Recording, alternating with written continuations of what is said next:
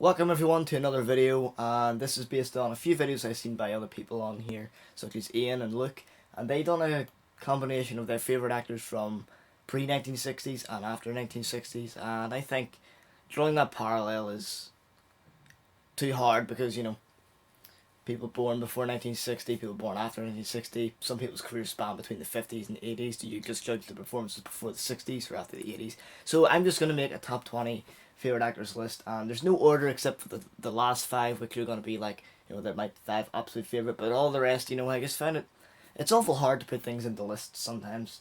So, yeah, I'm going to start then for my top 20. So, Tatsuya Nakadai is one, and he is a fantastic Japanese actor. He's in a lot of Akira Kurosawa films, but he's also in Kobayashi films too, such as The Human Condition. But he is an absolutely amazing actor, very versatile. Probably the favourite films I've seen him in are probably Ran, Kagemusha, The Human Condition, and The Face of Another, which I highly recommend. It's not a extremely well known film, but it's one of the most incredible things I've ever seen. Tatsuya Nakadai seems to be just brilliant in everything I see him in. And another great Japanese actor is Takashi Shimura. He is in a lot of Kurosawa films. He's also in Godzilla, the original 1954 film by Ishiro Honda, I think his name is. Anyway, but yeah, he's a very great actor. He's not the best looking guy, but his performances are, they're raw, especially in a film like Akira. You really are convinced that he's going through this, and he gives a very emotive performance in everything he does. Oh, and this is also going to be actors and actresses, so I'm including both. And that brings me to Liv Ullman, which I think might be, she really is one of the greatest actresses there ever has been. She has worked with Ingrid Bergman on numerous films, and I think that's all the films I've seen her in. Such as Scenes from a Marriage, The Virgin Spring. Just so many incredible films that Liv Ullman has been in, and Scenes from a Marriage is when I realised, and Autumn Sonata too. She is an incredibly talented actress, just unbelievably. You can tell there's a lot of conviction and a lot of method acting in that performance. She is totally in that character. So Liv Ullman's she's way up there for me. Jack Nicholson, which some people could probably disagree with, but I think Jack Nicholson's he has this amazing on-screen presence and energy, Batman, One Flew Over the Cuckoo's Nest, The Departed, Five Easy Pieces, several other 70s films. He's so nuts, and he is perfect for both One Flew Over the Cuckoo's Nest and Batman, as the Joker, obviously. And he has done so many great movies. Jack Nicholson. Christian Bale, who has really upped his game over the years. He's done a lot of films. He's been acting for a long time. He's been acting since he was a kid, pretty much. I haven't seen Empire of the Sun, or that TV version of Treasure Island, which I heard he's in too. A very, very young Christian Bale, but Christian Bale is an absolutely brilliant actor. I mean, he's been in films like The Dark Knight, The Machinist, The Fighter, absolutely brilliant physical actor, to say the least. He changes his physique. American Psycho, brilliant film also. Love Christian Bale. Vincent Price, the master of horror himself.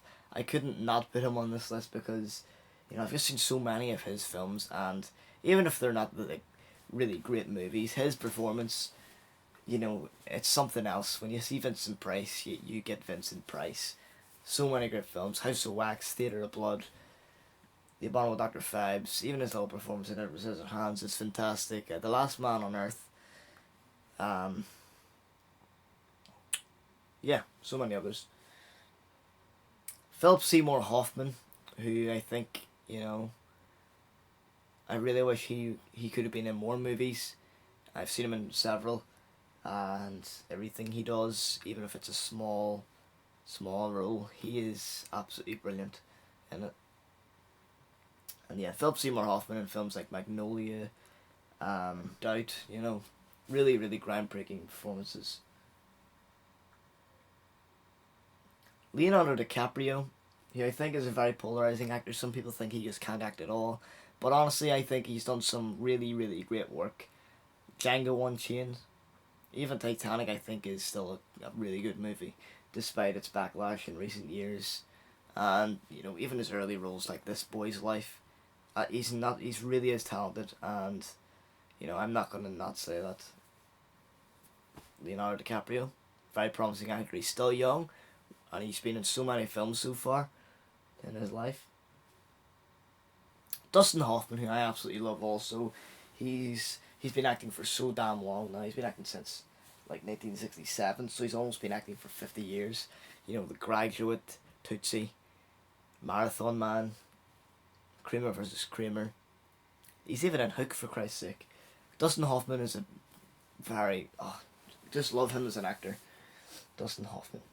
Meryl Streep, who I think is a wonderful actress also. You know, she's also in Doubt with Philip Seymour Hoffman. She's incredible in that. She's also in films like The Deer Hunter and Kramer versus Kramer for a small part. And every time I see Meryl Streep, you know, and even in her role in Into the Woods, you know, she just has this really wonderful energy about her. And Meryl Streep is very talented. Johnny Depp, who's one of the most versatile actors on the scene, despite maybe his, you know, really bad career the past 5 years. You know, he's been in a lot of shit movies the past 5 years. But Black Mass completely redeemed him. Black Mass, while it's not a masterpiece or anything, it really is it's got a very dark tone that's reminiscent of Godfather, and it's also got it's got this really Godfather vibe going on in it, and Johnny Depp playing like Johnny Bulger character, he's so fitting for it, and yeah, Johnny Depp, he's done so many great roles, and I still think Edward Scissorhands is one of his best performances, but he has done so many movies also, and I still think he's going to be a great actor always. He's always going to be known as one of the most versatile, the man of many faces. Julianne Moore, who I really like, she's in Magnolia, she's also in Boogie Nights too, Map to the Stars, a lot of other films that I can't think of right now, but I really like Julianne. Still Alice, Still Alice, where she plays a character with Alzheimer's. Her performance in that was, you know, overwhelming. That's probably her best performance ever, and that is a great movie. Julianne Moore, some people aren't a big fan of her, but I think she's a really great actress also. Jake Gyllenhaal, who in the past 2 or 3 years has really, really surprised me. I didn't think of him much until I seen Nightcrawler, and when I saw Nightcrawler, I was just blown away. Oh my goodness, what an underrated film. I don't care much about the Academy Awards and stuff, but the fact that he did not get, you know, I don't even think he got nominated for that performance, but Jake Gyllenhaal he is really, really diverse. He has shown he is a very versatile actor in films such as Southpaw, where he's playing this macho physical role as a boxer. Then you look at Nightcrawler, then you look at a small role in Everest, Donnie Darko. He is an incredible actor. Daniel Day-Lewis, who I've only seen in few films, but every film I've seen him in, he is unbelievable. There Will Be Blood, Gangs of New York, absolutely solid movies. Daniel Day-Lewis is just, you know, he doesn't do many films, but when he does, he's almost been nominated for most. He's been nominated for most of his performances ever, and that's rare for an actor. And for number 14, Kevin Spacey, who I love in everything he does. Usual Suspects, love him in that. I even love him in that Wall Street movie that came out a few years ago. Usual Suspects, American Beauty. There's so many I can't name right now, and I just can't think. But I love him in a lot of films that he's done. Oh, Seven is another. So yeah, before I go into my top 5 ultimate favourites, you know, that I can really start talking about in more detail, here's some honourable mentions. So I've got Susan Sarandon, Tom Hanks, Tom Hardy, Marion Cotillard, Ian McKellen, and I think that these are on the list, but I think right now I'm just going to throw in Judy Garland. Like, I've seen 3 films outside Wizard of Oz, and, you know, in A Star Is Born, she's an incredible performer. Oh, and Jim Carrey. I need to put Jim Carrey in there. I feel like he deserves a spot too. And I was going to put Chaplin in the list, but I wasn't really sure. I feel like he's more of a great actor, a great director. The same with Woody Allen, he's also pretty great too, though. Okay, so going into my top five, making sure that was still recording. Going into my top five, then we can start with Al Pacino. Al Pacino in. Just need to take a breather here to list all the great movies he's been in. The Godfather, Part 1 to 3, Carlito's Way, Serpico, Dog Day Afternoon, Angels in America, the TV miniseries. Fantastic actor. He plays his roles with such conviction, and he can be extremely terrifying, very intimidating, very, very convincing in his roles. And I'll always love Al Pacino. You know, I've got my post up there. In fact, I didn't even name Scarface, one of the most obvious. He's just done so many iconic gangster roles, and I think he is the quintessential gangster. As is Robert De Niro, who's another of my top five favourites. He's done so many brilliant, brilliant movies. You know, he's in The Godfather also, and he's in Taxi Driver, This Boy's Life, Goodfellas, Casino. He is another incredible method actor, one of the last, as we know. But every time I say Robert De Niro, you know that's what brings me to see a film. And he's done a lot of pretty bad stuff recently, you know, but he's done so many great films in the past, it makes up for it. Another I'm going to have to say is Toshiro Mifune, another great another great actor who has worked with Kurosawa quite a lot, Japanese actor. And every time he's in a role, he has such a energy, but also he's also very diverse, because he's done a film like Seven Samurai where he plays this extremely energetic, hyperactive nutcase. Then you see him in a film like High and Low, where he's a businessman and in quite a dilemma, and in Drunken Angel he's a character of self-loathing and hate, and he's depressed, and he's done very diverse roles also. And what else is he in? He is not in Kagemusha Iran.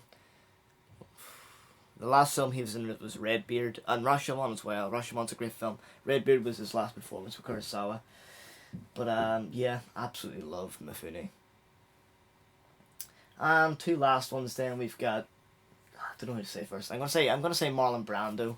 Yeah, Marlon Brando, Godfather again. So you can see I love gangster actors, but Marlon Brando is brilliant in everything, He done a lot of washed up movies, and there's still a lot I need to see from Marlon Brando, but when I look at a film like Last Tango in Paris, The Godfather, On the Waterfront, A Streetcar Named Desire, I mean, he is just a phenomenal actor. He just had something else whenever you see him on the waterfront. You can tell acting was changing. The same kind of thing that you see when you watch Rebel Without a Cause. James Dean's performance, it's one of the most unique in a film for its time.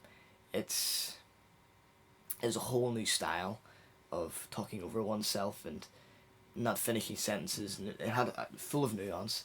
And so is Marlon Brando. Marlon Brando effortlessly acts. Marlon Brando is an absolute legend. And then James Stewart, who I adore. Everything I see him in, I just think he is so convincing. He's just got this wonderful presence. He's this.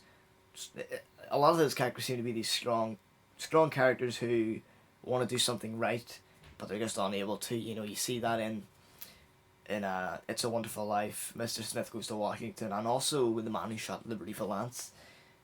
James Stewart, he's wonderful in everything. Even in what do you call it? Even in Harvey, I don't think that's an amazing film, despite what some people think. But even in Harvey, he plays a really great role. Rear Window, Vertigo, just so many great roles, and yeah. So that is my 20 favourite actors with some honourable mentions. I should have scripted this a little better. I could have scripted this a little better and got more prepared to talk about each actor and their films. But there it is, guys. That's my top 20 actors ever. And that is a list that I hope changes, because there's a lot of actors whose filmographies I really need to delve into. So thanks everybody for watching, stay tuned for more videos, and I hope you subscribe because I'm approaching 500 subs. Let's hope it happens before 2016 starts. Probably not, but I can dream, can't I? So, see you next time, guys.